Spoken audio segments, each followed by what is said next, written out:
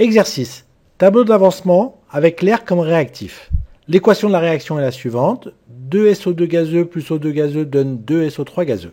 On réalise à température fixée et sous la pression totale P de T le mélange de 2 N0 mol de SO2 et de 5 N0 mol d'air. On appelle alpha' le taux de conversion de SO2, c'est-à-dire le rapport de la quantité en mol de SO2 ayant réagi sur la quantité initiale de SO2. Dresser un tableau d'avancement en ajoutant une colonne nommée N2 et une colonne nombre total de moles gazeuses. En déduire les pressions partielles de chaque espèce à l'équilibre et l'expression de la constante d'équilibre K équilibre. Le dioxyde de soufre réagit avec le dioxygène pour former du trioxyde de soufre selon l'équation de la réaction suivante. 2 SO2 gazeux plus O2 gazeux donne 2 SO3 gazeux. On dresse un tableau de l'évolution de l'avancement en rajoutant une colonne pour le diazote et une autre colonne pour le nombre total de moles gazeuses. À l'instant initial, on a placé 2 N0 mol de dioxyde de soufre et 5 mols d'air. Ces 5 mols d'air se décomposent suivant N0 mol de dioxygène et 4 N0 mol de diazote. Une mol d'air est composée de 1/5 de dioxygène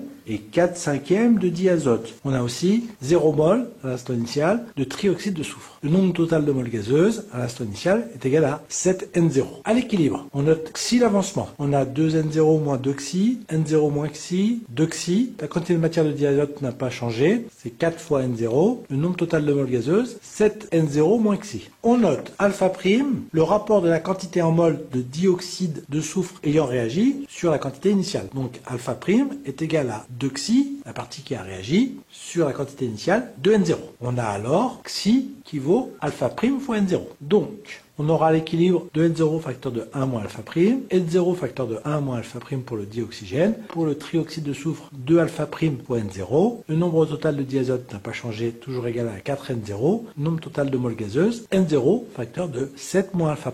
Les pressions partielles à l'équilibre sont définies par la loi de Dalton telle que la pression partielle de l'espèce I, c'est la fraction molaire XI fois la pression totale, avec XI qui est égal à NI sur NT, avec NI, le nombre de moles gazeuses de l'espèce I à l'équilibre, divisé par le nombre total de moles gazeuses.